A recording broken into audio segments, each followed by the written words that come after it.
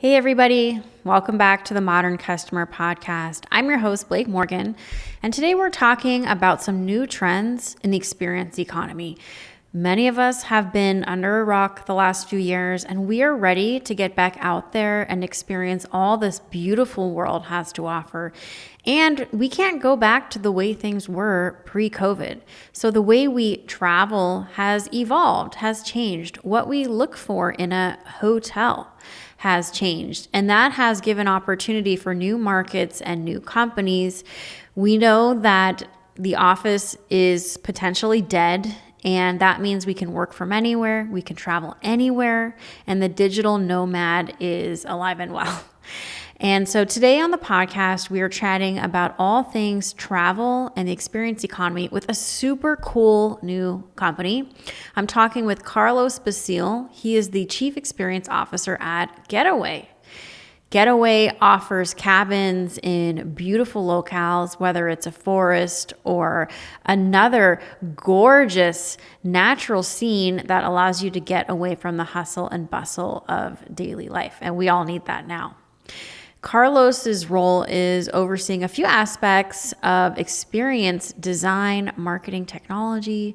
He was on the board of Getaway until he recently transitioned into the role of Getaway's first CXO.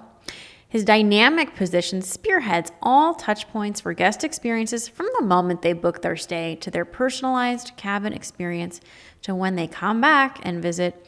Today, we're talking about how the hospitality industry has seen tremendous growth in outdoor travel, and micro vacations are all the rave. We're talking about the future of outdoor travel. Let's get to the podcast.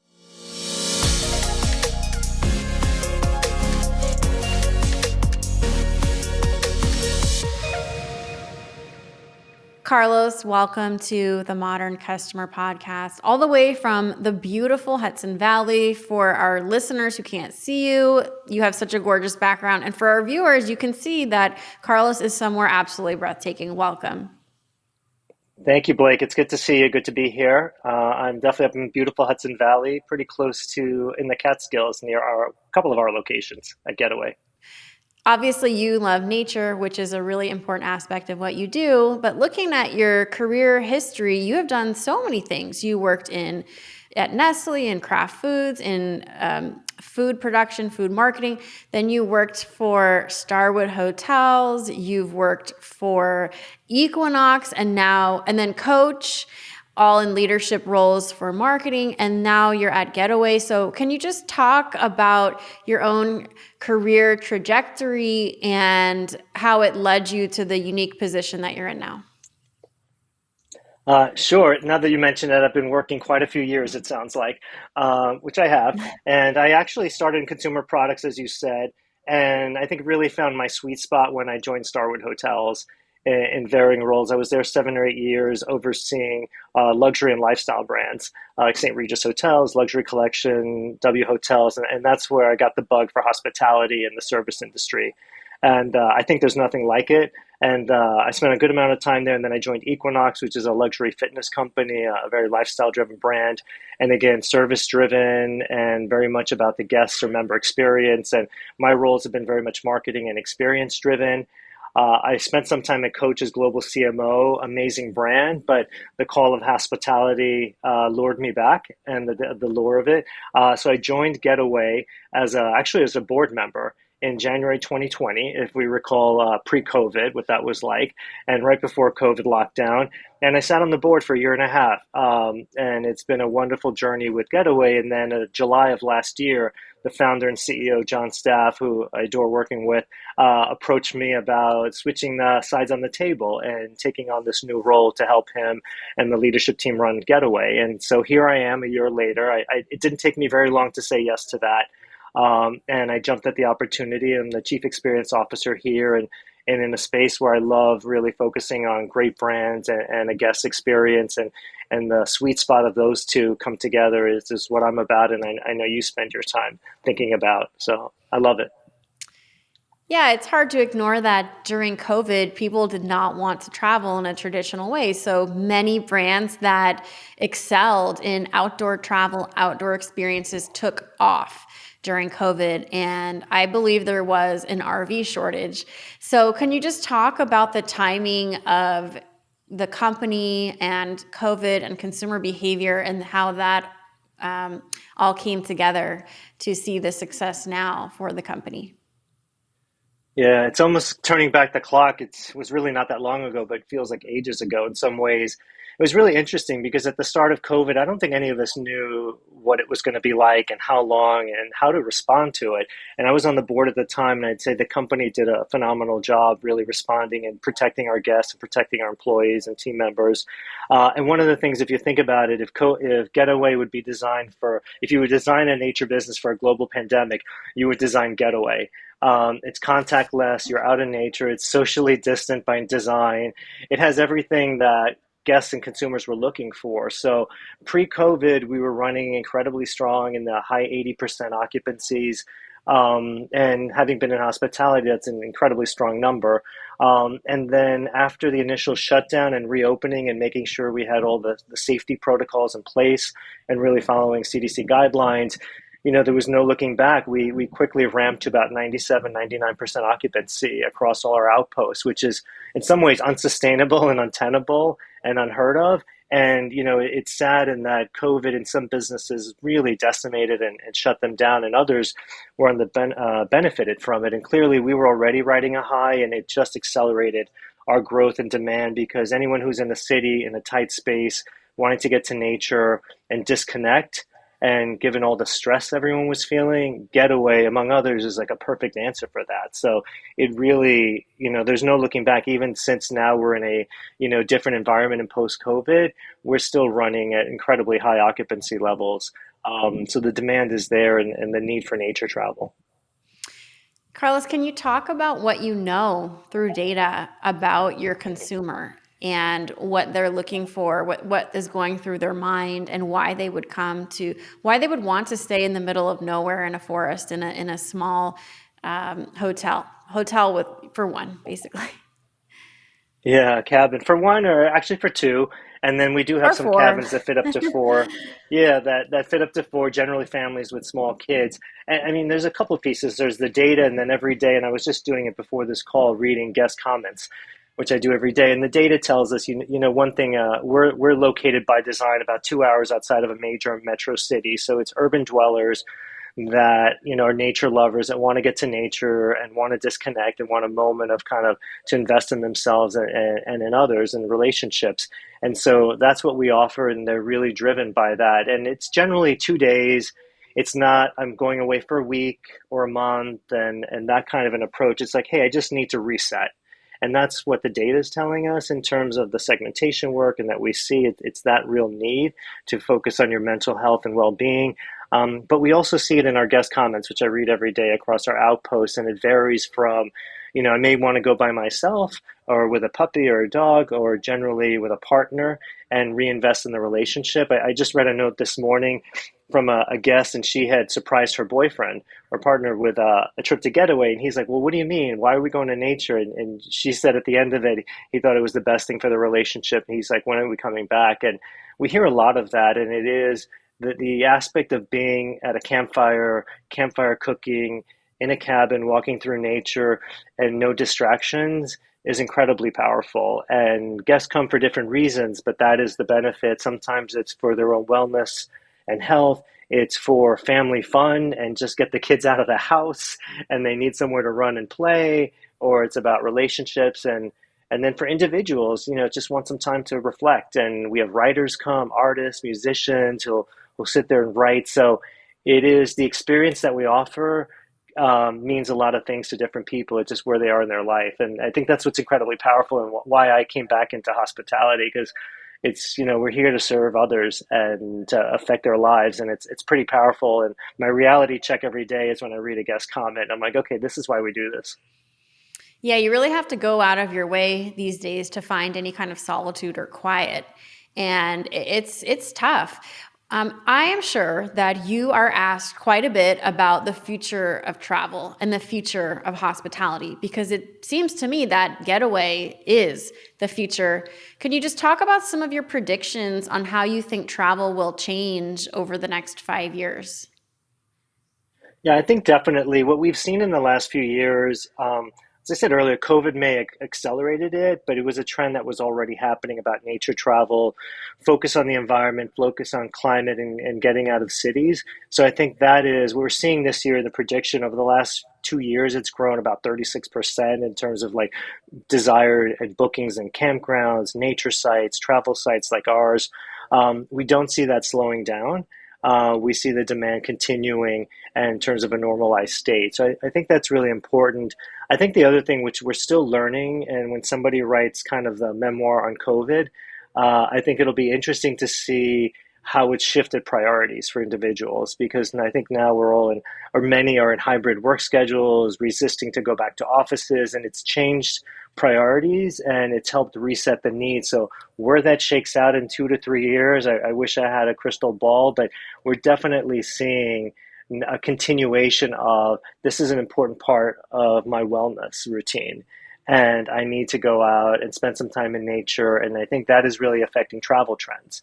So right now we're also seeing, as you've probably seen, with also a very affordable euro and flights opening up, and although flights are a hassle these days, a real back to travel in Europe and other international destinations is back.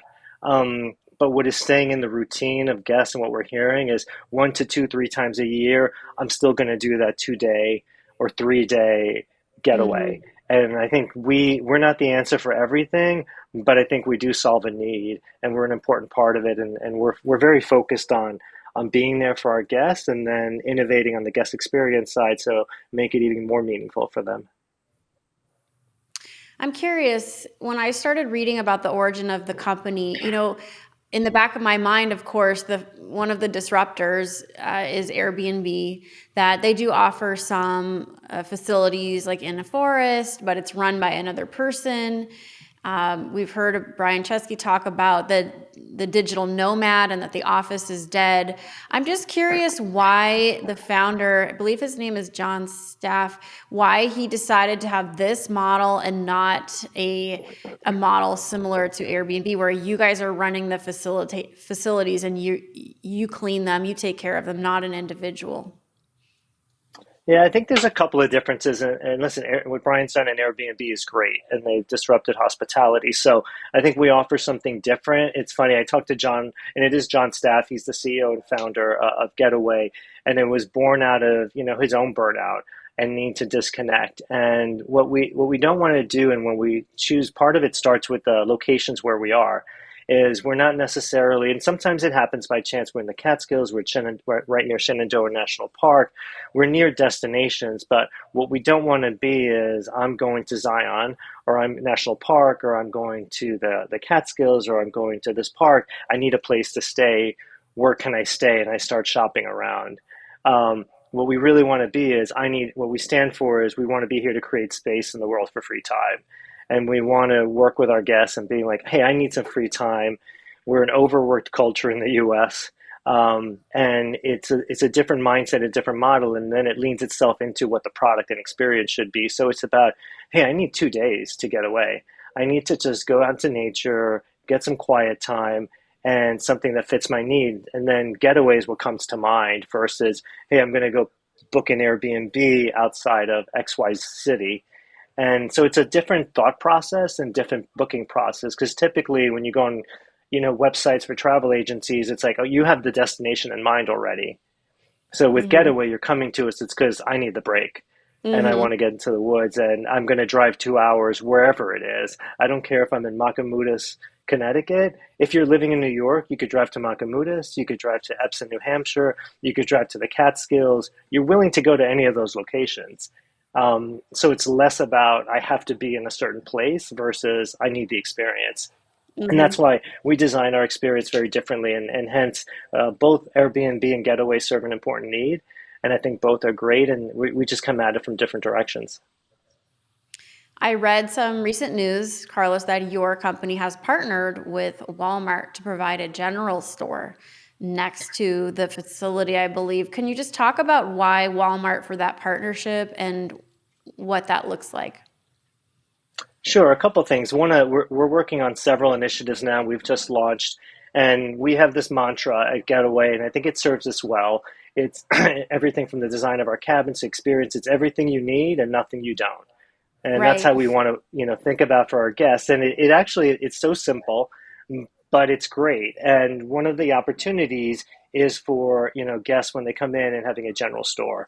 And we want to be able to provide them goods that they may have forgotten, that they may need, or and I'm not just talking about like, toothpaste. That's a tiny piece of this. I'm talking about like it could be games to play or Mm. journals to write in Hmm. and that kind of, hey, like it would be great to play Scrabble. And I can go buy a game of Scrabble right here. So we worked with Walmart for a couple of reasons. One is enabling, and with Walmart, we're selecting a number of local purveyors and makers. So about 10 to 20% of the store at minimum will just be local makers supporting our local communities where we operate. And Walmart is super supportive of that. And these are items that are not carried at a Walmart per se, but we're working with them and we're selecting them. And then two is Walmart does provide they're in the business of providing a better way of life to hundreds of millions of Americans around the country and globally. And they really believe in that and access to quality products at an affordable price. So in that regard, they're a great partner. They've been great to work with, and that enabling us to build a small store on site at our premises. We're testing it in 5 locations. That it's really a beautifully designed getaway store with products, in association with Getaway. And, next time, hopefully, if you at a Getaway, you can go buy a Scrabble, a Pictionary, a journal, some snacks, some Getaway gear, things that will make your life easier while you're there and that you'll enjoy to use. And that's the whole purpose of this. And we're thinking about one less thing for you to worry about that you'll have to pack in your car. And if we can open up more free time for you, it's just kind of like it's a win, it's a win, it's a win. And that's what we're trying to do. So you are the chief experience officer. Even though you have a marketing background, that title means so many different things to different leaders. To you, what does that look like? What are you in charge of? How do you measure success? It's funny. I always joke that the title doesn't mean anything, and then, but what I do obsess over and focus on with my team is all touch points of the consumer or our guest experience, and that is really at the onset. From I oversee our operations and guest experience team, so our teams that run our outpost, as we refer to them. To our brand and marketing teams, as well as to our tech teams, which is the backbone of so much of the work too, because we take pride in being an analog company and living in such a digital world, but we also recognize that we need to be digitally super competent and super talented to help drive kind of our all of our bookings are 100% to getaway.house. So I oversee that guest journey from the beginning point to the first contact a prospective guest has ever had with Getaway to after they've left our stay and everything in between, and really connecting the dots throughout. And I've talked about the touch points or our guiding principles of very much of access to nature is what we want to focus on, keeping it simple, the things you need, nothing you don't, and the innovation that we're thinking about in many ways is how do I continue to like open up more free time. I would rather a guest could just show up and not have to worry about a simple thing. And that does not mean we're going to be having spas and restaurants and all these things. That's not a getaway. It is not like a 5-star resort. But there's a lot that we're planning in the experience that makes disconnecting so much easier.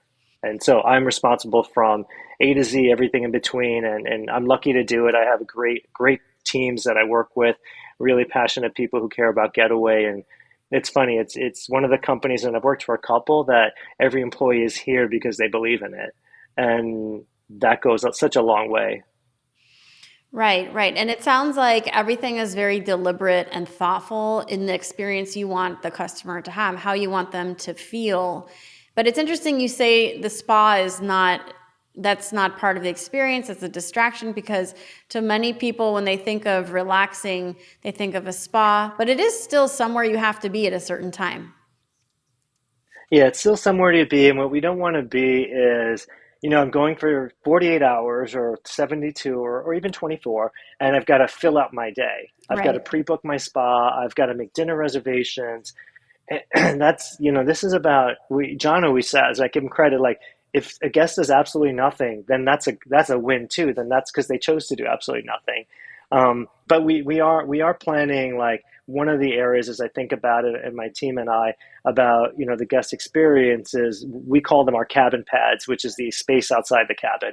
So the cabin itself is very well appointed, comfortable bed, our iconic window with a great view, hot water, kitchenette, shower. You're not roughing it. But the space outside the cabin is also where we actually want you to spend most of your time. And so we've got picnic chairs, Adirondack chairs, fire pit. This is all your private space. So come this fall, in a couple of months, actually, it's creeping up on us. We're already going to start launching and piloting like expanded pads and experiences with soaking tubs, larger lounge areas, hammocks, coverings, shade canopies. So the whole intent of that is I came to spend my time in nature, not in a cabin.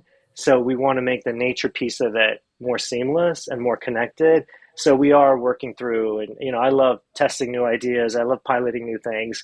It's kind of the way I'm wired. So it's fun to be launching so much of this right now. So while spas are not in our future, but a soaking tub may come your way at a Getaway.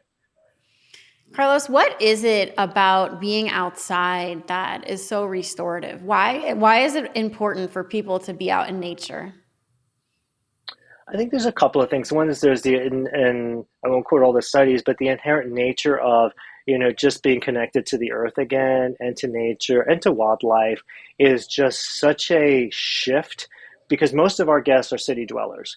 And so, and having lived in New York City pretty much my entire life or close to it, it is a complete shift in mindset. And the impact that that has on someone, I think, is you can't really measure that. And then being able to walk through, we have trails at all our outposts. They're not hikes, they're not like climbing like a mountain, but they're nature walks. And I think going through that and quietly and not being distracted, and nature provides the sounds and the scents and the beauty and the vision. And whether it's winter, I went to Makamutis after we had just opened it. It's in Connecticut after the first snowfall, and it was just breathtaking. And to be there in a beautiful snowfall, covered trees, covered roads, and few sounds. And I know for myself, and I know from every guest that gives us feedback, it changes their mindset, changes their mood. And I think there's now more than ever that's incredibly important. I think the last 2 years has been, for many, a challenge and a real, I think, a great focus on mental health. And if we could be some small part of helping a guest feel better and clear their mind a bit, then nature really does that. And hopefully, I think it was funny when we got on the Zoom and I'm up here near the outpost and just looking at my background, you were like, wow, that feels great. I'm like, yep, just looking at it feels great. So imagine being in it. I mean, absolutely. I'm a big nature lover, but yeah, I mean, you also have a customer or a prospect like that's kind of nervous to be out in nature. It's like they love nature, but they want the glam. What is it called? Glamping. Like it's Glamping, interesting. right? There's so much of this popping up. Like we're going glamping. I still don't really know what that means, but it's cool to see so many different variations of people just doing their best to go out and be in nature. Yeah, and it's funny you say that. It's a word we shy away from a little bit because it just connotates so much luxury, and it's like I'm going to just do it for a couple of days because it's the thing to do. And Right. so, we offer great experience. And like I said earlier, no one's roughing it, but it isn't like the ultimate glamping luxury safari type. But yeah, it's become a thing, and I think it's great. We really believe that getting out to nature. And John set this vision when he built the company is he thinks being in nature is restorative. And it's kind of similar, is Mhm. built upon your last question. And so I think the more companies that do that, whether they're glamping or it's Getaway or Airbnb in the woods. We're really on a mission to get more people out in nature, and I do think it pays benefits to them. In your experience, what is the difference between building and marketing a company like an Equinox or a Coach versus a startup like Getaway? It's been a really fun transition for me. Getaway, in some ways, is much closer to an Equinox. An Equinox, we had this, it was built, if you're familiar with the brand, very provocative brand, lifestyle driven for a fitness company. We hardly ever showed anyone actually working out. But it was always driven by the intent of, yeah, a lot of the big advertising, and I did campaigns like Commit to Something, and Equinox made me do it, that were very kind of attention grabbing, but they were about the promise. And at Equinox, the promise was you went there and it was really built on a belief that we had, which was that our members wanted to live a high performance life. And what that meant to them is, they didn't have limits on themselves. They could go out and do what they wanted. A more fit mind and body was in many ways empowering, and empowering to men, to women, to non-binary members. It was just very powerful. And I think building that was not just showing somebody working out, but what working out enabled you to do. And so for Mm-hmm. Getaway, so that to me, the parallels are there. In Getaway, we focus so much on guest stories and kind of the moments and the rituals. And, when you see somebody, and campfire cooking for us is, when you think of TikTok and videos and Instagram, they just go off the charts because there's something about cooking together, whether you're doing it in your house, in your kitchen, but over a campfire, it brings you together with somebody. And it's a ritual that is nostalgic and brings you together. And I think for us, it's very much about not selling the cabin, the physical structure, but selling what it leads you to. And if you can come and spend 2 days and cook with a partner or a loved one or a friend or a parent, some guests have a lot of times in COVID hadn't seen their parents in a year, and they brought their mom or their Mm-hmm. dad as a way to reconnect. And I think showing that behavior and that promise and that benefit is what Getaway is about. So when you look at our Instagram, you feel like the moment, you should feel the emotion of it. You should not just feel like, okay, I can rent a cabin, which is what we physically do. We build them, we operate them, we take care of them, we create them. But what we're trying to really, our promise is more so. And Equinox was very much like that. It was very much, hey, if you are part of the community, this is what it unlocks. And for us, what it unlocks is a healthier mindset, a stronger relationship, a connection to nature, and in our marketing, we want to get that across. Coach was different because it's a consumer good and consumable, and much more focused on craftsmanship and heritage and fashion, and that to me is probably an outlier. And I'm so glad I did that, and it's a great brand and business.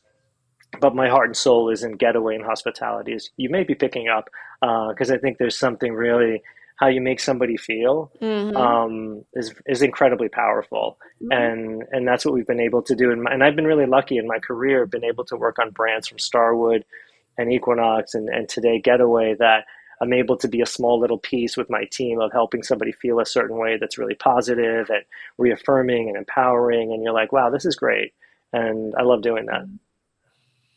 Yeah, it's a really exciting brand, and it is so fun to talk to you about this because you are in the heart of the experience economy. And so I'm excited to continue to watch your growth and success so my audience can get to know you. Let's do a little bit of rapid fire before we close out the podcast. Are you game? Are you ready? I'm game. I don't know if I'm ready, but I'm game. Let's play. All right, Carlos, what did you eat for breakfast this morning? Oh my God, I didn't have breakfast today. You're I not the first person to say. um, what is your intermittent fasting. Oh, right. Yeah, you and my husband. He's driving me nuts with that. Uh, Um, uh, what is your most embarrassing work moment? um, okay, this is not a cop out. I don't think I have one, and that Mm-hmm. kind of scares me because it means it's ahead of me and it's yet to come. Because there's nothing that I've been really mortified by, which means I'm due and overdue. So I hope you didn't jinx Mm-hmm. me. Okay, no problem. Some people don't get embarrassed. Uh, What is one tool or resource you used for self-development during COVID? Uh, it's funny. During COVID, my focus instead of when you think about self-development, like that comes in a lot of different ways. I wasn't focused on my professional development. I was actually one of the early adopters, maybe on the Great Resignation, and knew I wanted Mm-hmm. a reset. Mm-hmm. And for me, a platform or tool was, this may sound expected, but like Netflix and HBO Max, because Schitt's Creek and Hacks and other shows like that kept me laughing during, I think, a Mm-hmm. time for us, particularly in the first year of COVID. I think it was a moment to really like, for me, and I think many and friends and family had never felt before, and really thinking about, okay, how do I take care of my mental health?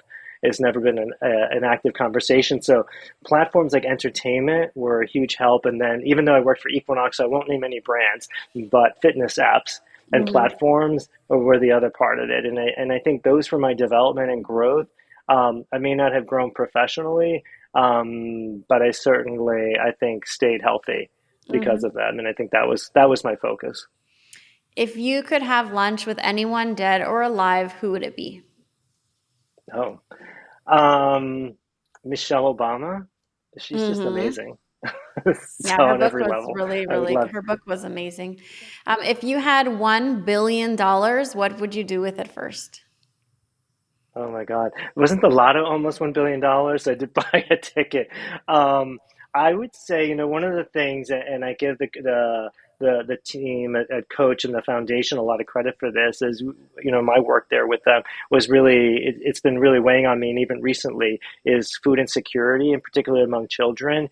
And I think it's Mm-hmm. only gotten worse through COVID, where, it's really sad. There's probably like 13 million kids who are classified as suffering through food insecurity, and I would really like, God, if there's a way to figure that out. It's just heartbreaking. And with kids having been out of school, it only made the problem worse. And God willing, with kids back in school, it solves a tiny part of the problem, but the problem's there and it's huge. And I'd want to put my money to try and figure it, $1 billion to try and figure it out.